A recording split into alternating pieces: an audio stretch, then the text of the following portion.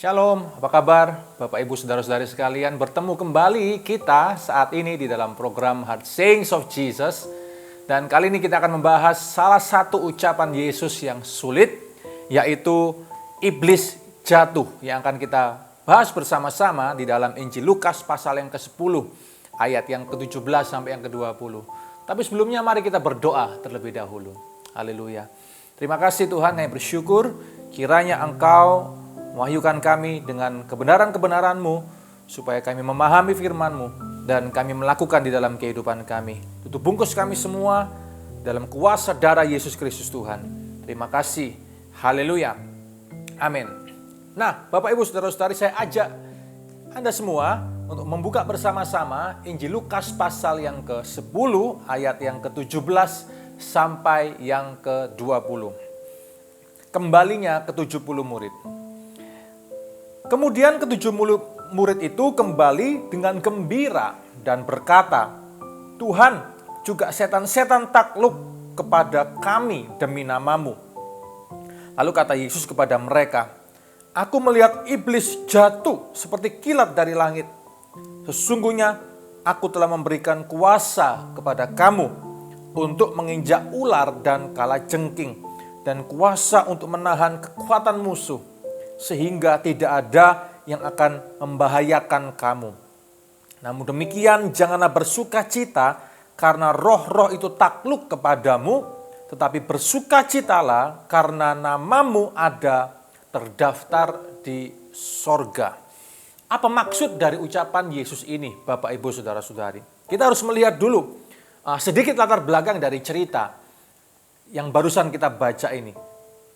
Ketika ke-70 murid itu diutus oleh Yesus untuk memberitakan kabar baik dan disertai dengan tanda-tanda heran. Mereka sangat bersukacita sekali. Mengapa? Karena mereka menemukan bahwa iblis-iblis, setan-setan takluk demi nama Yesus Kristus Tuhan. Nah saudara, ternyata praktek eksorsisme itu sudah terjadi sejak zaman dahulu, bahkan di dalam konteks agama Yahudi atau Yudaisme. Eksorsisme atau doa pelepasan bukan hanya ada di dalam kekristenan, tetapi juga ada di dalam kepercayaan-kepercayaan lainnya. Ya, dan dikatakan di sini Tuhan ngomong, "Aku melihat iblis jatuh seperti kilat dari langit." Bapak Ibu Saudara-saudari, kita harus menghubungkan kata-kata Yesus ini dengan satu hal kebenaran mengenai setan atau roh jahat, saudara. Ini adalah sesuatu yang real. Dunia yang tak kasat mata itu real, ada. Bukan hanya dunia yang kasat mata, dunia yang kita lihat, dunia di mana kita hidup. Ini bukan pepesan kosong, tapi ini adalah kata Alkitab loh. Ya, bahwa dunia tidak kasat mata itu ada. Ya. Nah, tetapi saudara, perbedaannya adalah di dalam Kristus Yesus Tuhan, kita punya kuasa lebih besar daripada segala kuasa yang ada di dalam dunia yang tidak kasat mata itu.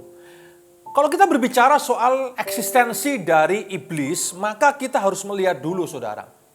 Beberapa ayat yang akan kita lihat ini berbicara tentang dari mana sih, ya, atau bagaimana sih sejarah kok bisa muncul ya iblis atau setan itu, saudara. Ya, nah di dalam bahasa Ibrani memakai kata satan atau hasatan, ya, yang bisa berarti bukan hanya tentang pribadi the satan, ya, tapi itu juga bisa berarti kata satan itu bisa berarti musuh atau lawan. Kita harus bisa membedakan dulu, saudara. Ketika kita membaca teks-teks tertentu yang berkaitan dengan aktivitas dari si jahat, maka kita harus bisa membedakan yang dimaksud di dalam teks ini adalah pribadi si setan itu, the Satan, ya, atau yang dimaksud oleh teks Alkitab ini adalah lawan atau musuh yang bukan pribadi. si setan itu, saudara. Mari kita lihat dulu sebuah tafsiran yang sangat umum mengenai kejatuhan malaikat, ya. Yang kemudian malaikat yang jatuh itu menjadi setan dan para pengikutnya. Mari kita buka sama-sama yang pertama di dalam kitab Yesaya terlebih dahulu. Yesaya pasal yang ke-14. Buka bersama-sama saya. Yesaya pasal yang ke-14. Ya, ayat yang ke-12. Kita mau lihat ayat yang ke-12. Teks ini berbicara tentang ejekan tentang Raja Babel. Raja Babel itu manusia. Iya, itu adalah figur yang historis, saudara.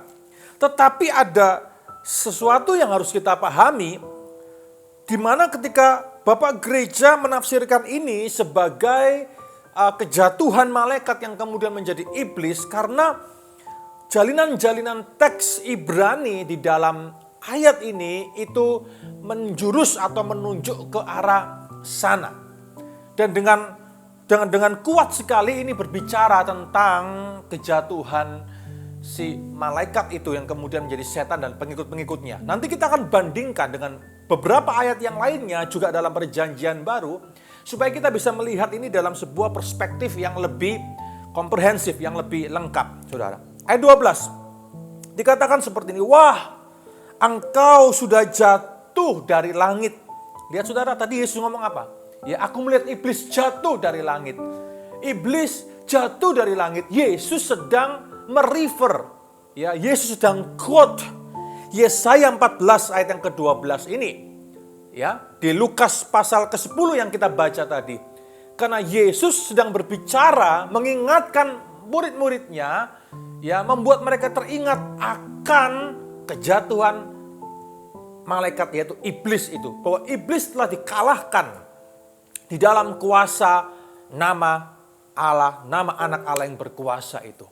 Ya, saudara, berarti Yesus sangat mengenal Alkitab. Yesus sangat mengenal teks-teks dalam Perjanjian Lama, karena memang itulah yang dibaca oleh Yesus dan juga orang-orang Yahudi pada zaman itu. Wah, engkau sudah jatuh dari langit. Hai bintang timur, putra fajar. Engkau sudah dipecahkan dan jatuh ke bumi. Hai yang mengalahkan bangsa-bangsa. Engkau yang tadinya berkata dalam hatimu, aku hendak naik ke langit.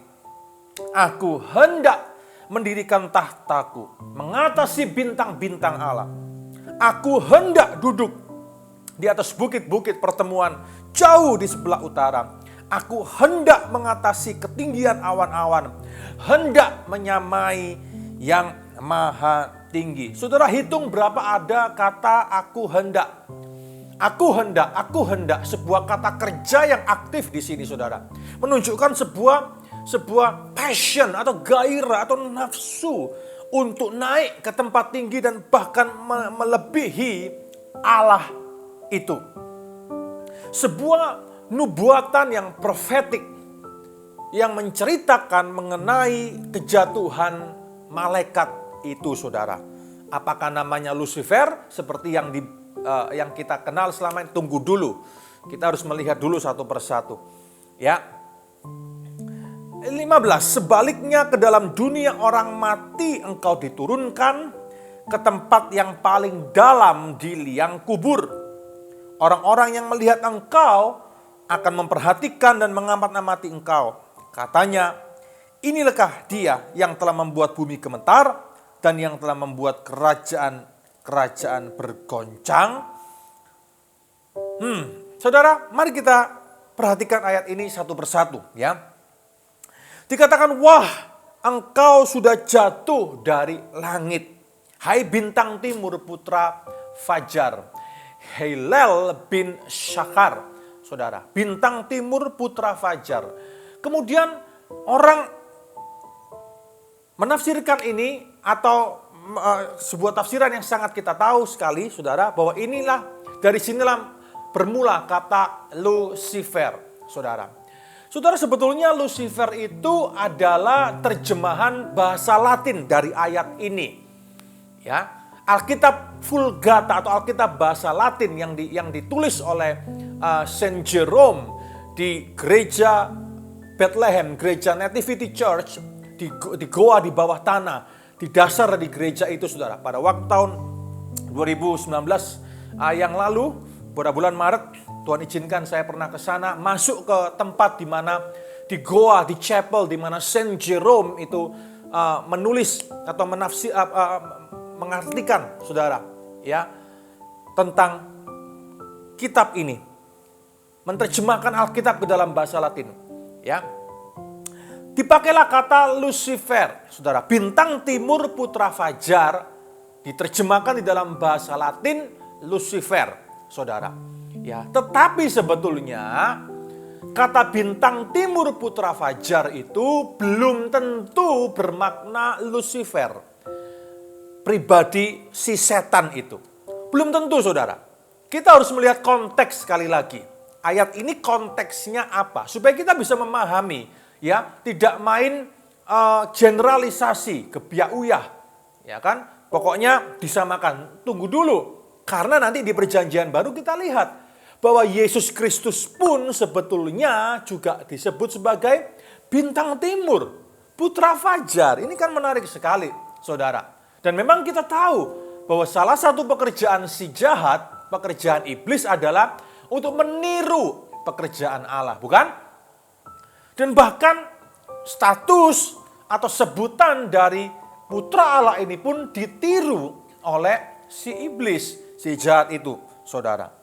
Ya, di dalam konteks ini kita melihat tafsiran dari para bapak gereja, ya, yang menyatakan bahwa ini adalah kejatuhan dari si iblis itu, yang di dalam bahasa Latin Alkitab Vulgata yang hari ini dipakai oleh saudara-saudara kita, ya, Katolik Roma, sebagai Lucifer.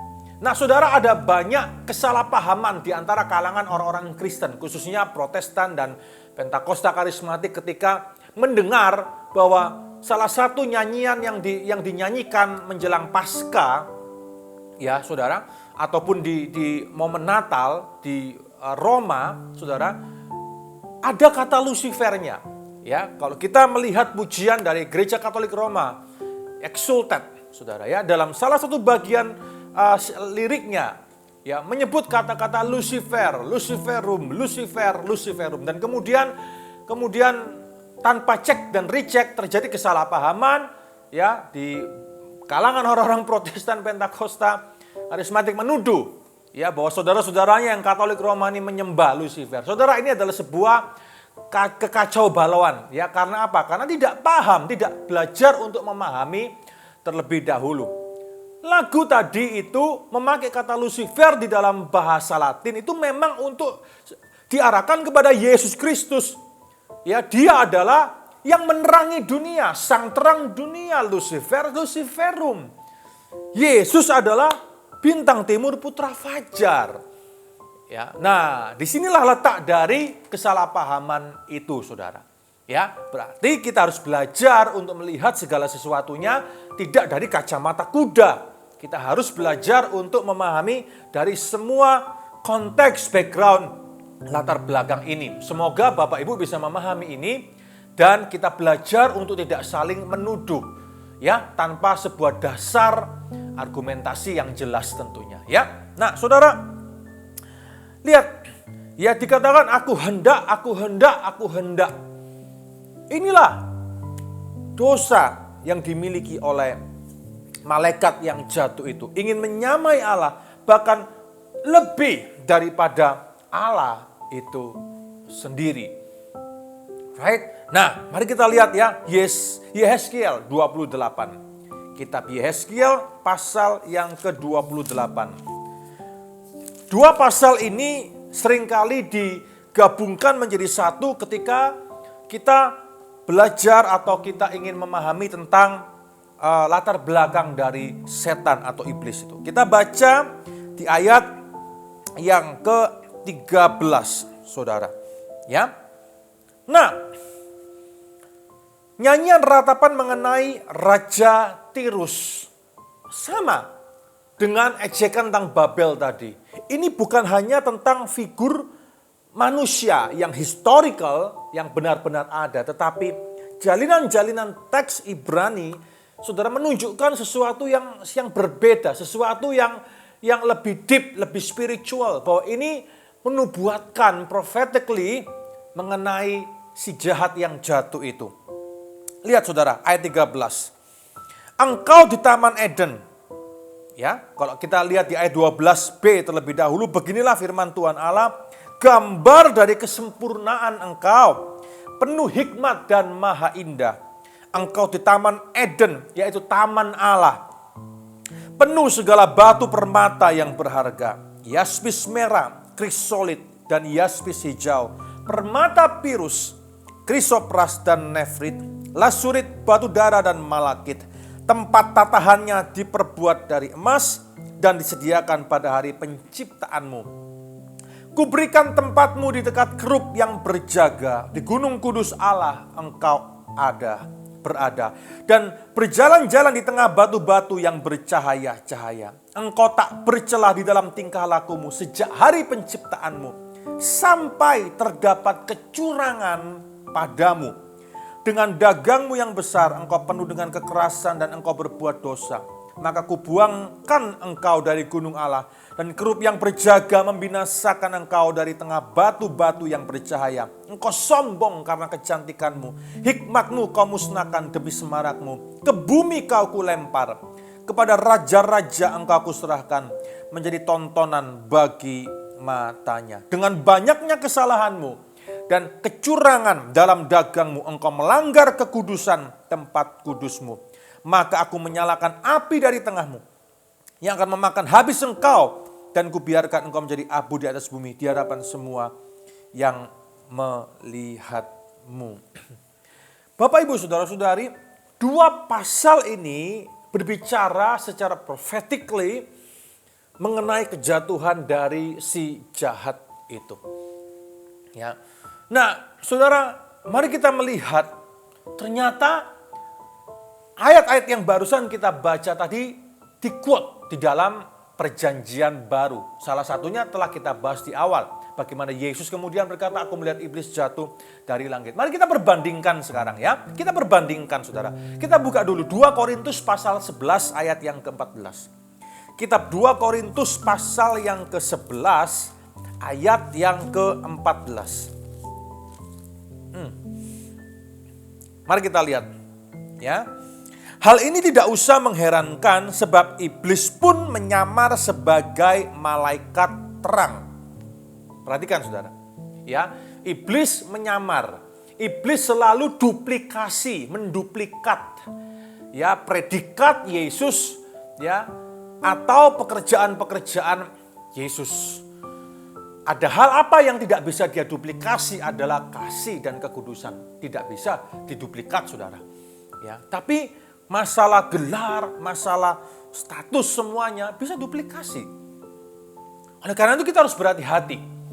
Ya, kita harus berhati-hati dalam hidup ini. Tidak semua apa yang kelihatannya indah selalu berasal dari Allah. Kita harus berhati-hati di dalam hidup ini. Tidak selalu hal yang kelihatannya menguntungkan, mengenakan daging kita, itu pasti berasal dari Allah. Belum tentu, saudara. Kita harus punya roh yang bisa membedakan, ya, apakah ini dari Allah atau bukan. Kita harus betul-betul dekat dengan Dia untuk bisa membedakan hal itu. Kenapa? Karena iblis pun menyamar sebagai malaikat terang. Bayangkan, saudara. Dia bisa menyamar sebagai malaikat terang. 2 Petrus 1 ayat 19. Mari kita lihat sama-sama. Kita baca di dalam 2 Petrus pasal yang pertama ayat yang ke-19.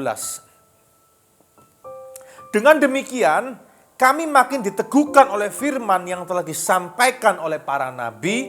Alangkah baiknya kalau kamu memperhatikannya sama seperti memperhatikan pelita yang bercahaya di tempat yang gelap sampai fajar menyingsing dan bintang timur terbit bersinar di dalam hatimu. Ini gaya bahasa puisi yang dipakai oleh Rasul Petrus, saudara, yang menyatakan bahwa bintang timur itu adalah tentang Yesus Kristus, Sang Anak Allah itu. Tidak bisa kita pahami bahwa ini Rasul Petrus ngomong tentang Lucifer, si iblis, si setan yang jahat itu. Oh, sama sekali tidak bisa, kan jadi aneh nanti.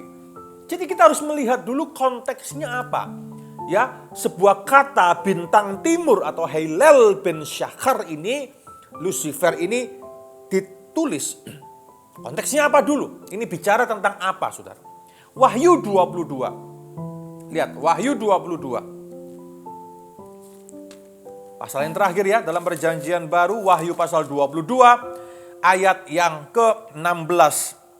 Yesus ngomong begini, Aku, Yesus, telah mengutus malaikat-malaikatku untuk memberi kesaksian tentang semuanya ini kepadamu bagi jemaat-jemaat.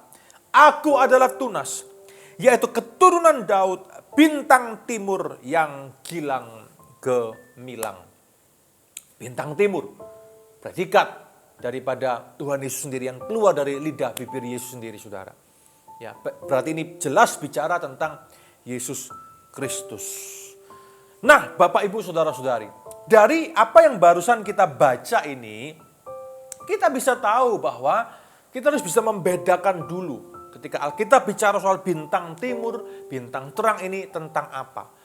Tapi di sini kita bisa tahu juga kalau Dia, Yesus Kristus adalah sang terang, ya, sang terang dunia, maka iblis pun bisa menyamar sebagai malaikat terang. Dia ingin menduplikasi, dia ingin menyamai. Karena memang dari awalnya begitu, dia ingin menyamai yang maha tinggi, ingin menyamai. Oleh karena itu, sebagai anak-anak Tuhan, kita tidak boleh gampang tertipu dengan dunia ini. Karena iblis telah dilemparkan jatuh ke bumi ini, saudara. Dan ketika dosa masuk ke dunia, seluruh sistem dunia jatuh juga ke dalam dosa. Kita harus bisa membedakan ya segala produk-produk budaya dari dunia kita yang sudah jatuh ke dalam dosa ini, apakah di dalamnya ada kerja pengaruh dari iblis, dari si musuh, si lawan itu, ataukah itu berasal dari Allah. Kita harus bisa bedakan ini, saudara. Ya, ini mungkin sangat tipis, kadang tricky banget, tapi kita mesti harus bisa belajar untuk bisa membedakan. Kita harus berhati-hati dengan kata relevansi. Mau seberapa dekat kita bisa relevan dengan dunia? Hati-hati, saudara, jangan-jangan kita yang malah digarami oleh dunia, bukan kita yang menggarami dunia. Kontekstualisasi itu lebih tepat sebetulnya. Ya, di dalam segala hal, di dalam semua hal yang kita lakukan, dalam pelayanan kita. Ya, Bapak Ibu Saudara-saudari, hari di mana kita hidup ini kan dikenal sebagai zaman digital, saudara. Ya, tiba-tiba tanpa ketahuan latar belakangnya, orang bisa langsung ngomong ini dan itu, tiba-tiba semuanya jadi orang-orang ahli di media sosial, saudara. Ya, jadi YouTuber yang kemudian, saya tidak anti dengan YouTuber, tapi kemudian ngomong hal-hal yang di luar keahliannya. Ya. Menyampaikan kebenaran yang dipikir adalah kebenaran, tetapi dari sebuah hal yang salah. Ngajarin hal-hal yang salah. Hati-hati Bapak Ibu Saudara-saudari. Ya, inilah fenomena di mana kita hidup. Ya, pokoknya orang punya nama, ya, terkenal, kemudian apapun yang dia omongkan di media sosial, semua platform media sosial kita anggap itu benar, dan akhirnya komplikasi terjadi. Hati-hati, saudara. Ya, tetapi ada juga orang yang merasa memiliki kebenaran, tapi kemudian mendrive atau menyampaikan dengan sangat-sangat kasar, ya, sangat-sangat hostile, menyerang kiri dan kanan, menyesatkan kiri dan kanan. Saudara, ini adalah sebuah fenomena-fenomena yang terjadi di dalam dunia kita hari-hari ini, dunia media sosial kita, saudara. Hati-hati, hati-hati Bapak Ibu Saudara-saudari, ya, supaya kita bisa membedakan mana yang dari Allah, mana yang bukan. Ya, saudara, tipu daya iblis, tipu daya musuh, lawan itu ada. Bekerja melalui apa? Ego manusia, kesombongan manusia, sifat-sifat manusia yang sudah jatuh ke dalam dosa. Oleh karena itu kita masih hati-hati. Ya, kita harus betul-betul membedakan segala sesuatunya, ya, belajar peka. Apakah ini berasal dari Allah atau berasal dari si jahat? Hati nurani kita. Kalau kita diterangi, hati nurani, kata nur itu berarti terang, saudara. Terang yang bercahaya di dalam hati nurani kita akan memimpin kita, akan menjadi kesaksian untuk kita membedakan mana yang dari Allah, mana yang bukan berasal dari Allah. Satu lagi, kita mau bandingkan ini, saudara. Ya, satu ayat yang seringkali menjadi sebuah bahan perdebatan di kanan kiri. 1 Tawarik pasal 21. Mari kita lihat sama-sama. 1 Tawarik pasal yang ke-21 ayat yang ke-1. 1 Tawarik pasal ke-21 ayat yang ke-1. Teks Alkitab mengatakan iblis bangkit melawan orang Israel dan ia membujuk Daud untuk menghitung orang Israel. Oke, iblis bangkit melawan orang Israel dan ia membujuk Daud untuk menghitung orang Israel. Mari kita lihat sekarang 2 Samuel 24 ayat yang pertama. 2 Samuel pasal ke-24 ayat yang pertama. 2 Samuel pasal ke-24 ayat yang pertama. Bangkitlah pula murka Tuhan terhadap orang Israel. Ia menghasut Daud dan melawan mereka. Ya, firman-Nya. Saudara, kemudian terjadilah sebuah perdebatan. Ya, yang menghasut Daud itu iblis atau Allah?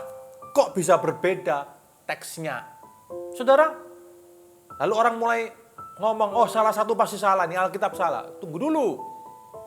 Itulah akibatnya kalau kita tidak memahami yang namanya textual criticism, kritik teks. Ya, maka dari itu kita harus perlu belajar firman Tuhan lebih dalam lagi. Nah, saudara, dua-duanya betul kok.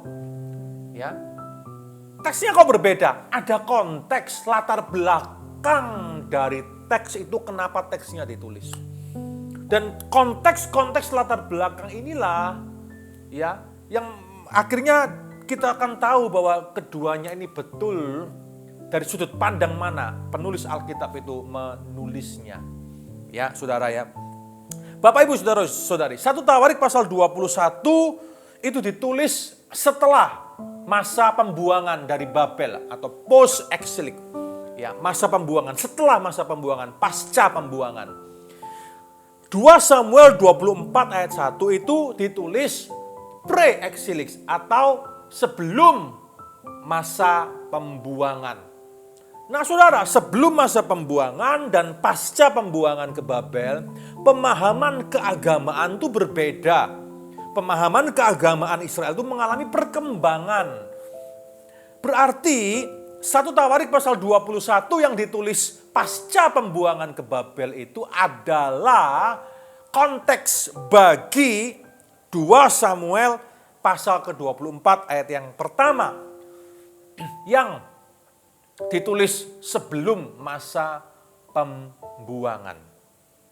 Karena zamannya berbeda, eranya berbeda, pemahaman orang mengenai Allah itu berbeda. Pada masa sebelum pembuangan, pada masa setelah pembuangan berbeda. Pada masa sebelum pembuangan, orang Israel kita baca di Alkitab, mereka itu belum sepenuh hati mengikut Allah.